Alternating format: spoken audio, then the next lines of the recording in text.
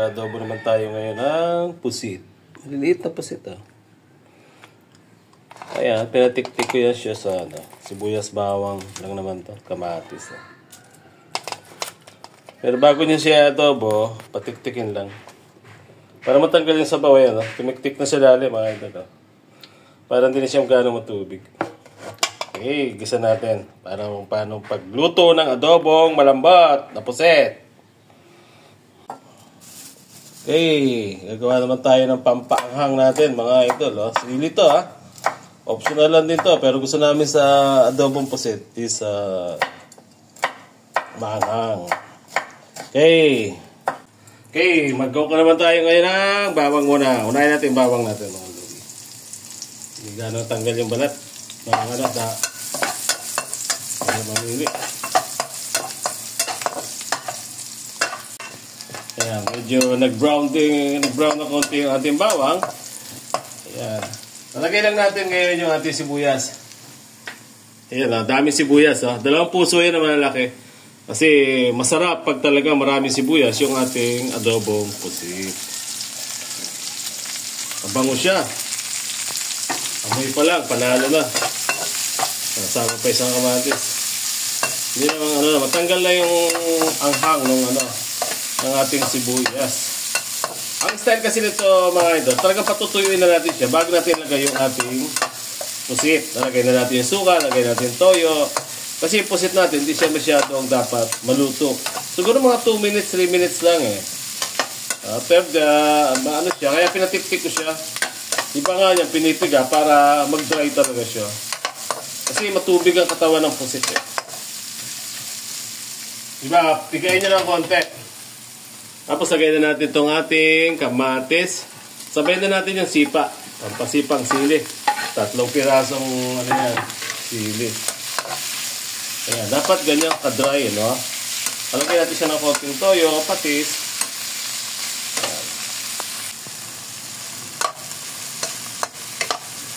Ayan, luto-luto na yung ating kamatis. Lagay naman natin ngayon yung ating toyo.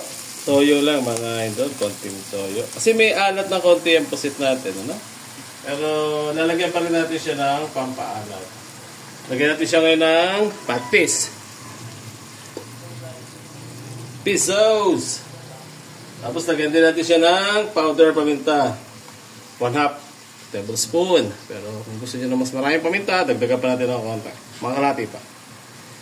Parang yan. Kalate.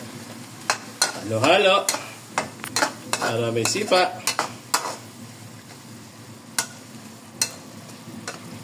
Yan, Pag ganyang, antayin na lang natin siyang magkuluan ng konti.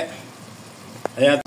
Okay, ayan na, Nagkulay toyo na, mga idol, Ayan, Luto na yung toyo natin. Hindi na siya ganong kalasang toyo. Ngayon, lalagay naman natin yung ating suka. Idol. Sa inyo, kung anong asim ang gusto nyo. Pag nilagay nyo to, huwag nyo siyang takpan. Ayan natin siya. Ayan, makulo na makuluan. Okay, atay tayo mga 2 minutes. Okay, ayan Nakulong-kulo na mga idol Malapit na piyesta sa amin bukas. Piyesta ng San Jose Manggagawa mga idol. Dito sa Tondo. Dito lang kami sa may Abad Santos Fiesta San Jose Manggagawa. Happy Fiesta tomorrow. Ito, para mag-balance ito, lalagyan natin siya ng konting asukal, mga lodi. Yan, White sugar, brown sugar, pwede yan. Kalating kutsara lang. Ang sa inyo, kung gusto nyo mas matamis, pero sa akin, kalating kutsara, pamatay lang din sa asim. Para mag-balance yung asim, doon sa asim niya. Ngayon, pag tuyong-tuyo na to, tsaka natin lalagay ngayon yung ating adobo.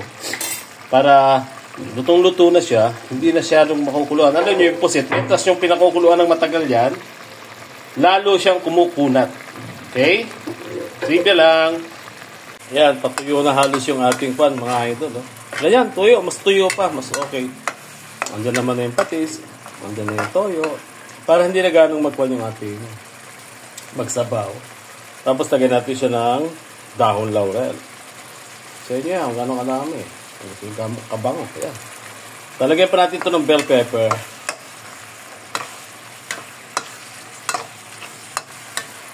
Halos na patuyo na halos. Pinatutuyo ko pa ng konti yung ating pusit. Kasi matubig yan. Magtutubig to pag nilagay natin yung pusit natin. Ngayon, habang nagpapatuyo kayo, andyan yung pusit. Ang mangyayari niya, pakunat ng pakunat yung pusit natin. Kaya, pag kasi na-yellow siya, di ba niya, nilalagay ng ni-freezer siya. Pagka-freezer, lagay ka agad. Matitigas talaga. Lumalambot siya. Ito yung sa mga calamares na yun. Naka-freezer, di ba? Ito kasi presto kaya magtubig pa Minsan nakababad sa tubig yan. Okay. Andiyan na yung lagay na natin yung ating pusit. Ayan. Medyo yung gulay-gulay na yan, spinach yan mga idol. Ilagyan, may spinach ako nakita doon. Sumahan ko ng spinach. Yan lagay na natin Di ba?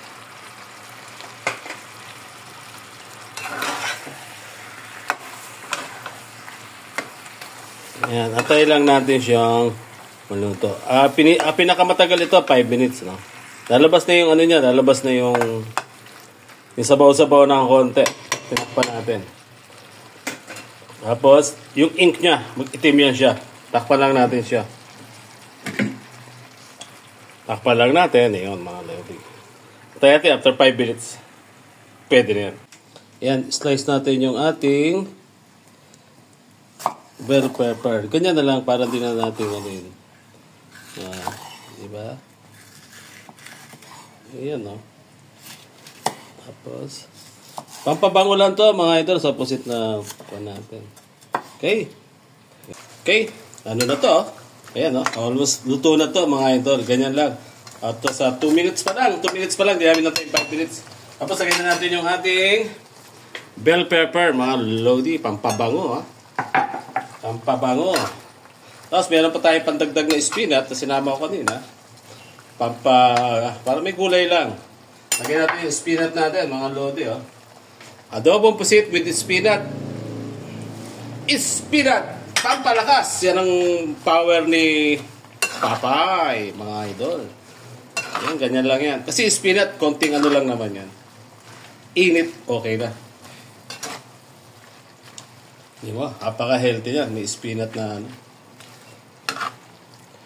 adobong pusit with spinach. Medyo maanghang tong tinira natin to. Kasi medyo may sili to Yan. Ganyan lang. Antayin na tayo ng 1 minute para ma-complete yung 5 minutes natin.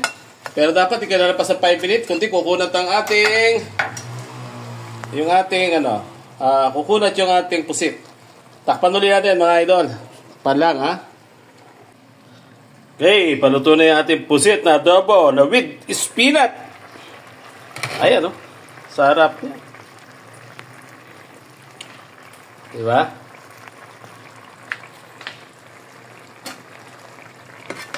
Ito na. Saktong 5 minutes lang to idol. Mula nung nilagay yung pusit. Hindi man 5 minutes mula nung nagluto. Nung nilagay lang yung pusit. Kaya mangyayari niyan, hindi siya ganong makunat. Minsan mapapansin niyo yung pusit makunat. Tikman natin. Wow. Wow! Panalong-panalo mga lodi. Sakto sa anghang. Malupit. Ayan na. Kain na! Kain tayo mga idol! Wala tayong ride ngayon. Wala tayong gala. Luto-luto ulit tayo.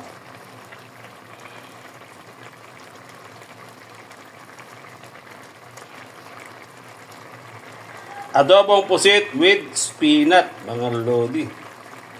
Pura spinach ngayon, kaya masarap. Kain na. Bukas, piyesa sa amin. Kaldareta kami. Tsaka mga inihaw na baboy, inihaw na isda. Okay, happy piyesa. San Jose Manggagawa, dito sa Tondo.